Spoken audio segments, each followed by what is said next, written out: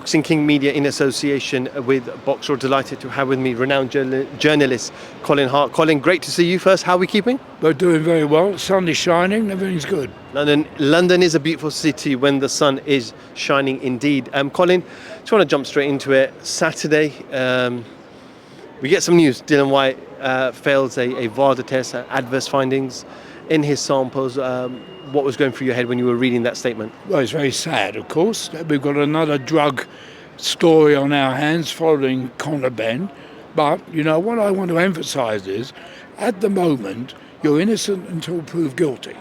Now, he's failed tests. We don't know what he's alleged to have taken. And he claims he is innocent and will prove it. So, let's not prejudge. You know, he's not guilty yet. Don't forget, he's been failed two previous drug tests. The second one, he was exonerated. So let's not jump to conclusions. But it's not good for him, and it's not good for the sport. It's certainly not good for Anthony Joshua. Are you glad, though, that decision was made to kind of move towards a different opponent rather than the fiasco we had with Conor Ben and Chris Eubank Jr.? Yes, I am, but maybe for a different reason than you think.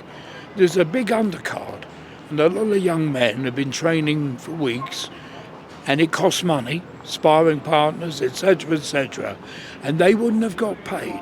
Now, I'm not crying for Joshua. He's a multi-millionaire, and obviously it's going to cost him money because he's obviously had his, shall we say, wages cut to fight HELENIUS rather than White. So I'm delighted for the guys on the undercard.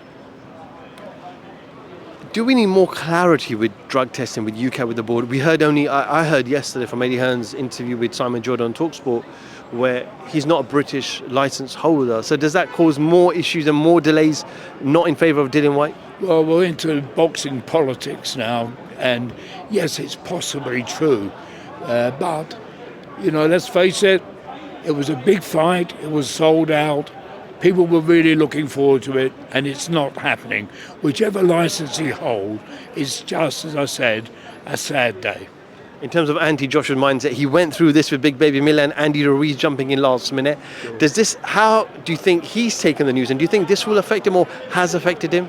Well, I don't think HELENIUS is a worse opponent than his previous one in April, Jermaine Franklin.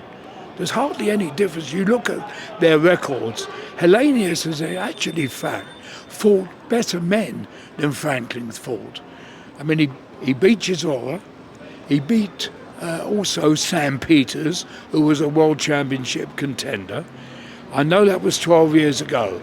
He's not a mug, but of course he's 39 years of age, and Joshua should walk through him. Whether he will or not, we don't know. He should have walked through Franklin, but he's ultra cautious these days after what happened to him against Ruiz in New York.